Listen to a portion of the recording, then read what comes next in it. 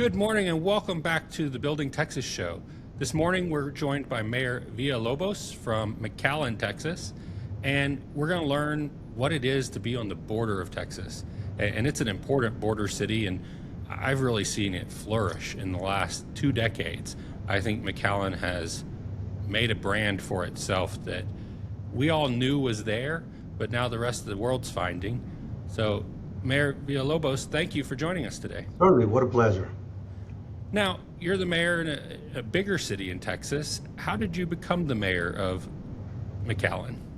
Well, you know what? I used to be a city attorney for different municipalities around here, and I decided to finally dabble a little bit into politics here in McAllen because initially I never got involved with McAllen, ran for commissioner, and after my second attempt, I won. So became the commissioner for District 1. After 3 years, our mayor decided that he was not going to run anymore, and I thought, I have the experience. This is what I do. So after 3 years as commissioner, I ran for mayor against four other individuals, and we pulled it off. So here we are in our second term. Well, congratulations on that. And going from a county seat to a city seat is an interesting transition in Texas. They work together, but they have different roles and responsibilities for sure. As mayor, I understand that you're really the face of the city of McAllen in so many ways. And there's been a lot of media in McAllen over the last few years since you've been in office. What are you seeing happening in McAllen that's bringing that attention?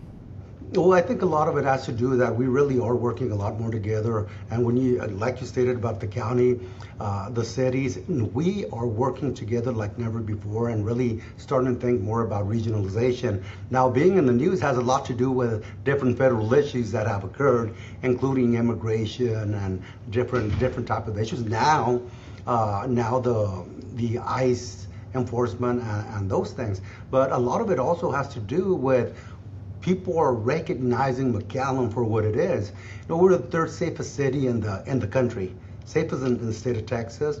Our cost of living is one of the best in the whole country, 9th best when it comes to small business, and you keep on going. So, and we've been fortunate that our convention industry has been superb. So a lot of people come in who have never visited before and realize that, hey, McAllen is not what we thought it was, and it's not what the media made it out to be. McAllen's a great place. We have a good population, good law-abiding residents. It's economically very strong. We're the economic engine of the valley. We know our population, everything keeps on going, and we're the business center of the valley. I recognize there are several great banks that are headquartered in McAllen, and it is a workforce hub, as most of the border cities are. And I think that's understated because people will say, oh yeah, it's all the work in Mexico. But it's not. It's work in the United States. It's employees in McAllen adding value and creating things. And that's an important piece. And for your economic developers, I imagine they're out saying, come to McAllen. It's a great place to work. Well, we always say, come to the RGV now. We used to always kind of compete, and I say we don't necessarily have to compete anymore. We are all together. So, as a matter of fact, you don't know if you're in McAllen, Edinburgh, Farr, Mission, San Juan, Alamo, everything's together. So, I always tell people, look, McAllen, we have about 2,600, 2,700 employees. 60% do not live in McAllen. So it doesn't matter to me anymore where industry is. It's going to be around, and we also know that most of the money is going to come be spent in McAllen. It is a business hub. Well, and I just so appreciate what you said there about the collaboration. I see different segments of Texas where it's siloed by county or it's county versus city, and that always confuses me because we're Texans, and as collaborative as we can be, we're very independent as well, but that collaborative spirit is what has made our state come so far. And I see that relationally the state into Mexico, but then I like your approach of it's the Rio Grande Valley. It is. That's a big area, but it's a small town too, when you think about how people look at the valley and how connected all of those cities really are. No, they truly are. When it comes to the county, for example, we work a lot together. Great cooperation with our county judge, county commissioners, and now also with the rest, Cameron County and Stark County, like never before. The relationship we have now is like never before. And you take it back 5, 6 years, it wasn't like this. Now, little by little, we have the new mayors that have reached out to each other and started cooperating. And in reality, look at Cameron County, SpaceX. Right. You know, when I toured SpaceX, I was so proud that the engineer that was giving us the tour was from Edinburgh, from UTRGV. It was just amazing. That made me proud. So we know that it doesn't matter our area. And I tell people, this is not the days of the, horse and carriage where it would take you, a day, 2 days to go somewhere. We're in Brownsville in 45 minutes, Harlingen in 30. So it's kind of more like, I guess, like Houston, San Antonio. It takes you an hour to get to work. People don't mind that drive anymore. We're all together. Absolutely. And you mentioned UTRGV, and there are some great educational institutes down in the RGV that are creating the future of work for that region. And companies like SpaceX coming in and creating a city in Cameron County is a huge investment in that region that is going to provide a bright future for many generations of kids born and raised in the McAllen area. So that's super exciting to hear. No, it is. And as far as the educational institutions, we do have great educational institutions, starting with UTRGV. We have Texas A&M now, and they keep on expanding. And for a lot of the manufacturing and more of the immediate work, we have South Texas College. They have provided so much training for the workforce right now. Whatever you need right now, from automotive to welding to advanced manufacturing, STC has been doing tremendous, to nursing. So the education, when it comes to the manpower, to the human capital, we're developing it like never before. And a lot of the times that's what the industry is looking for. And then our area is young. We have our population is very young, so we know that we can capitalize on this for a very long time. Now, a lot of people don't fully understand the role of a mayor, and it's unique city by city depending on your size and how it is, but oftentimes I consider it more of a volunteer role. It's definitely a service role in the state, and everybody's like, oh, the mayor's going to make this happen, but I interpret the mayor role as that final vote, if there's a tie break, as the person that leads the city council meetings. And by statute, that's typically the role. It's you lead the meetings, you break ties. What's being mayor in McAllen like, and what is that role for your city? Well, actually, it's a non-paying job, and and a lot of the times from the morning to the evening. But really, it's more than just meetings. It's attending, making sure that your community is aware of what's going on. You are the ceremonial person in a sense. Every event, people want you there. I love to have the help of the commissioners, but a lot of time it's the mayor they want. We have a great commission, everybody very involved. But it's the mayor they want. So a lot of the planning, a lot of of course, the introductions to Mexico, the traveling, the manufacturing, when we deal with economic development, it's the mayor they want to see. So it's not necessarily just the meetings. As a matter of fact, when we have our city commission meetings, we pretty much have already studied and seen what has to be done and go out and vote. So our meetings, as a matter of fact, are some of the fastest meetings you'll ever see. And I tell people, because sometimes it's 30 minutes, a city commission meeting for the city of McAllen, because I always tell people, look, our commissioners are prepared. They read their information, and all that information that they read, the public has it on the website. So if you read your stuff, if you're ready, go out and take your votes and do what you got to do and send your employees home to their families. So I'm very proud that we've been able to do that for 4 years, well, plus 4. So that's incredible. I see city council meetings that go on for 3 or 4 hours, but they remind me that not everyone came in prepared or did the work before. Exactly right, and that's why I'm very proud of our commission. We know, and whenever we have a new commissioner, and we've had a few since I've been mayor, I tell them, look, read your stuff, be ready. Any questions you have, you may want to get them answered before. We have great administration, staff, our city manager, 4 assistant city managers, whatever they need, they can get. And a lot of it has to do, to respect also the employees' time. I want to make sure that we take care of our business and send them to their family. That is so important to me. It's incredibly important and a testament to the team.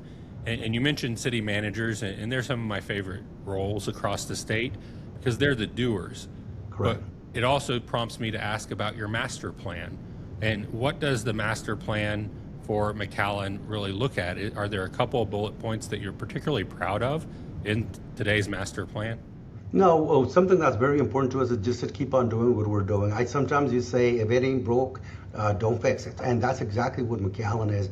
We've been able to just keep on rising, and we have. We've been able to lower our property tax rate the last 4 years, and we're hoping we can do it again. And one of the ways we do it is by always trying to stimulate the economy, business, because I'd rather have a bigger sales tax revenue than property tax, because that is a choice. And we've been doing well. We have right now some projects that are just amazing that we're very proud of, including the reservoir. And that's a funny story, because that was a water reservoir, 70 acres, and we started filling it. So people thought we were running out of water in McAllen. Everybody has issues, but no, we were filling it. And that's going to be developed, 70 acres of right on the expressway, multi-use, residential, commercial, hotels, and then of course the convention center just keeps on growing. We have some good projects coming along.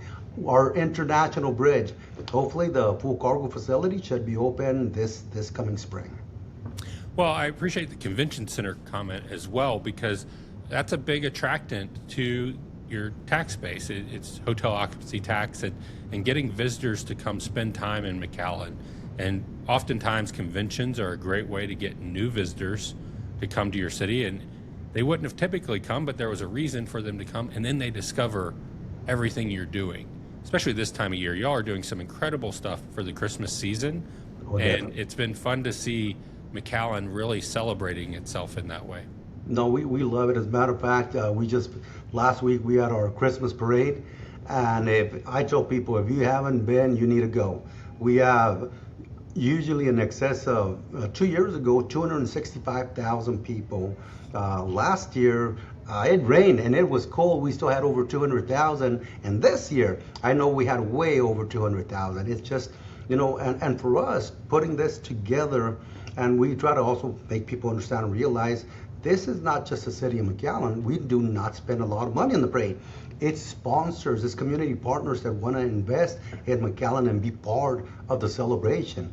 So it's an amazing event. And then of course we have our Illuminated Festival, South Pole of Texas, going on right now for 30 days. The kids, the people, the moms and dads, they love it. Something we put together also. Of course, our employees are amazing, but we also have a lot of community partners that are always willing to help.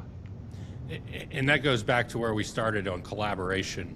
The business environment, the county environment, the city environment, the visiting tourism environment, they all have to work in concert for this to go well. And it sounds like it's going very well in McAllen and in the Rio Grande Valley because of collaboration across those leaders. It has been. And then when you talk about the Rio Grande Valley, well, it goes a little further, because when we talk about our area, we include Mexico, we include Nuevo León, Tamaulipas. I'm over there constantly, all the time, because a lot of the support we get is from Mexico. A lot of the revenues are from Mexico. A lot of the investors are from Mexico. And that's something that we've always appreciated. And that's what a lot of the times when the economy goes down in the United States, to me, our area is usually the last to get affected. I think because of Mexico. And then when we recover, I think we're some of the first to recover because of Mexico. The border is more fluid than anyone really wants to talk about. And when we think about what's manufactured in northern Mexico and brought into Texas to be finalized and packaged in the maquila format, That's an incredible amount of work across that fluid border. And my fear is everybody hears immigration and they think of the federal concern. But when I think of the border, it is a very local opportunity. And it is the collaboration across that line that has made the border region of Texas a very great place, a great place to do work. No, it is, and actually a very powerful area too, and especially now after the nearshoring, after the COVID era, we just keep on getting, manufacturing people moving up to either Mexico or even looking at us. Manufacturing in the United States, of course, is a lot harder, but still, it creates jobs, even if it's in Mexico. The transportation, the logistics, of course the bridges, and we are right in the middle. I always say McAllen is between two very powerful countries, Mexico and the United States. We're right in the middle. It's the border. Well, I appreciate that message. I appreciate the collaboration that is very visible around that. Looking at into 2026, what are you excited about for McAllen and the future? I'm excited about a lot of the things, all the developments that keep on coming. Hopefully reducing tax rates again. Keep on just growing. Keep on getting stronger. One of the things that is pretty incredible is our financial resources here in McAllen. We have over 130, 140 days of working capital in our reserves. And that's something that, doesn't happen easily. It's something that's worked on for years and years. We are in a financial position that I don't think many cities, or as a matter of fact, I know very few cities in the state of Texas are in. But if I'm a manufacturer looking to relocate, that's a compelling component because you have the security and financial security of that economic partner that you're moving into. Certainly, and a lot of times, and that's why we can do, or if necessary, incentives. We don't incentivize too much when it comes to retail because it's different. But you have a big company that wants to locate, that is seeking to get some incentives, and if we see the value, we do it. That's a touchy conversation across the state, and I think it goes back to that collaborative regional conversation. Because incentives, I live in an area where it's zero abatements. They say if you want to be here, you're going to pay. And I don't know that that's always the right answer, especially when you talk about value-add manufacturing. I don't think that's the right answer, and I'll tell you why. Because you're looking at something that never was going to occur. It's something that you don't have. And if you don't assist, you're never going to have it. So sometimes somebody's putting their capital at risk, and sometimes we're talking about millions and millions and a lot of millions of dollars. And if they're willing to put their capital at risk and your community, and if you can help a little bit, I think you should. Well, thank you so much for the time today, the conversation. It's great to know more about McAllen and how it's being led. In the next 30 days, I want to encourage Texans to come visit the South Pole of Texas and enjoy the holiday season, enjoy the fruits of all of that disciplined work and the growth and the success of McAllen. Thank you for joining us today, Mayor, and we look forward to celebrating McAllen as we go forward into 2026. It has been a pleasure, and yes, I welcome everybody here. We have a great city.